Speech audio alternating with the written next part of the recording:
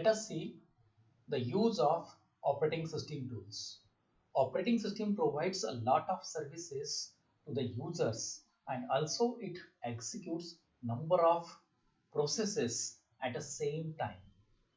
Operating system have its own tools for performing smooth execution of all the processes. So let us list out the different operating systems tools and what the use of all these operating system tools. So let us see one by one. The first user tool, operating system tool is user management.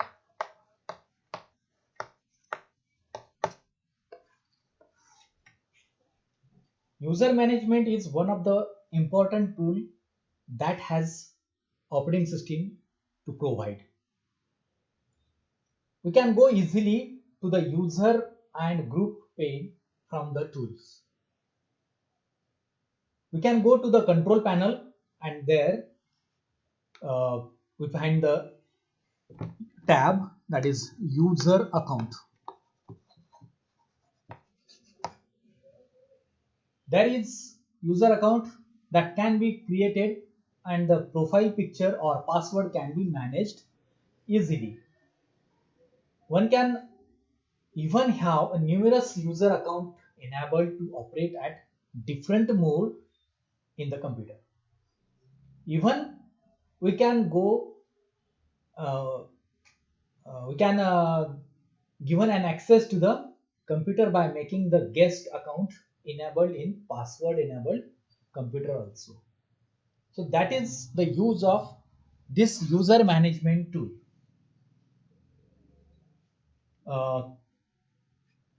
But here one user cannot see or access the files or settings of another user until that user have administrative rights. But administrator can have the access to view, manage all other users' details. We know that operating system can be multi-user and it can be single user. So depending on this type of operating system, whether it is multi-user or single user, we can create the user accounts. In case of multi-user, the level of rights and privileges can be different than single user. So operating system needs to keep log of everything related to the user in multi-user system. It could be even login and logout time of the user also. Operating system provides to create users when we go to the user account and modify them or even delete them from the system. Managing user is nothing but the managing different user accounts.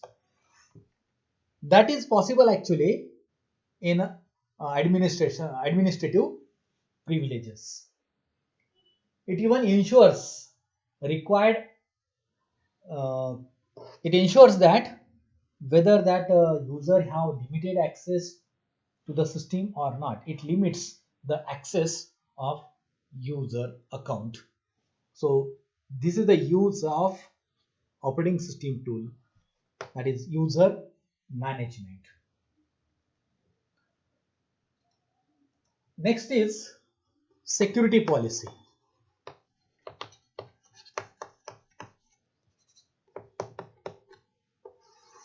Security policy.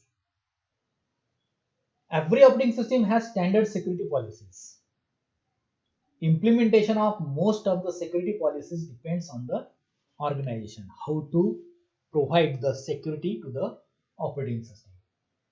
Operating system policy helps in protecting systems from the various threats to the system: malware, spyware, viruses, worms, and many more. Security policy provides all possible preventive measures and techniques to keep operating system safe. Where this security policy will be applied, major areas that security policy can be used are uh, when we are actually updating or patching system regularly. So updating the system. So by updating system, we can provide the security. Software installation. We must keep in mind that whenever we are installing the software, at that time security policy must be employed. Then by firewall installation. By installing the firewall, we can provide the security. So ultimately, we are actually employing the security policy to the operating system. Provide security to the user account. Whenever the time comes for providing the limit to the user account, at that time we are employing actually security policy. Deciding what kind of data users or hardware uh, is vital in the system, and also which user should visit to which site. So in the administrative point of view, we can limit the access of users by providing the security policy. This feature will not be seen in the home computer actually. So where it is found? That can be found in the ultimate versions of the Windows operating system.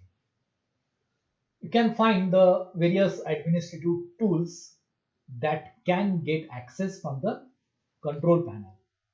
This option allows the administrator to provide access or deny access to some users to some drives or software of those uh, drivers. So thus change in those software or drives will not be possible for them to whom that we are actually limiting to access. Thus the changes in the software and accessing that particular software will provide the security.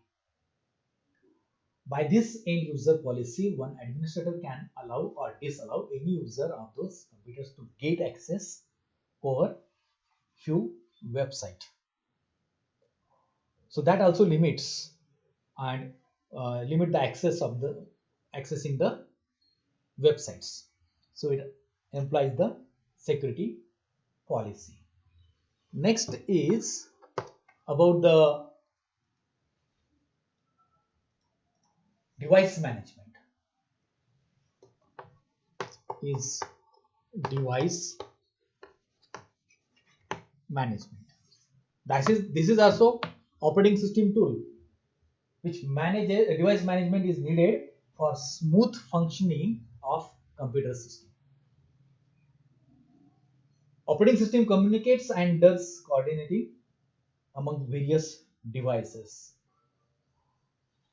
It includes keep track of present devices, keep track of present device, whether these devices are working properly or not. Then resources allocation and deallocation.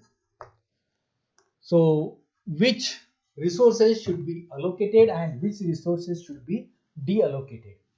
So that is nothing but a device management. Choose efficient ways to allocate devices to different programs or processes. So these are some device management. And what are the different devices actually we are managing? In computer system, we have different hardwares. like printers, USB ported devices like pen drive, tablet on mobile, uh, mouse and keyboard, even a camera also. Most of the time, the computer detects the driver for the devices and installation of the driver is done instantly and automatically uh, for keyboard and for mouse. But there are some devices which are installed separately, like the modems or networking devices. Even printer also, we required the device driver for installing this hardware. So that is possible to install those devices by using the device driver series. One can go to the device manager pane from the users from the tools directly, or even go through the control panel. In control panel, we can find the device manager window, and where we find, for example, printer, add device, and then you can install the printer. So this is the use of this tool, that is device management. Then next is performance monitor. Performance monitor. Performance monitor, it performs, monitors, supervises performance of the system. This performance monitor supervises the performance of the system. It monitors different activities like memory usage and CPU processing. So if I write here, it it supervises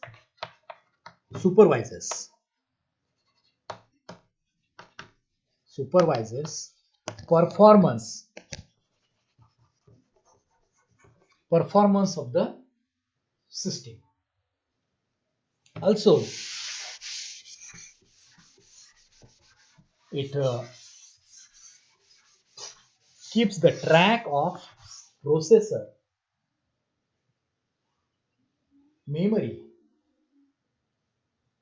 It monitors different activities like memory usage. Memory usage.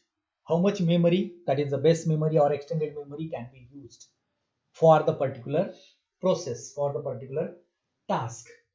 It monitors different uh, hardware and software performance and even application also.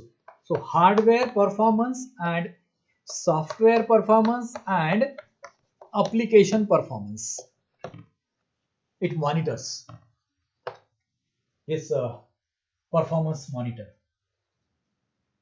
it analyzes the different problems in the system and can find out monitoring function. It analyzes the different problems. Analyze the problems.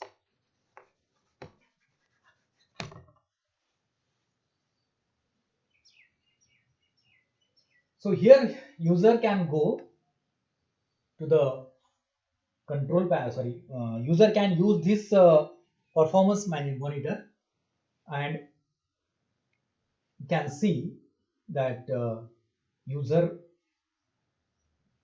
how many users are actually using in the multi-user system and how much memory, how much processor percentage is utilized.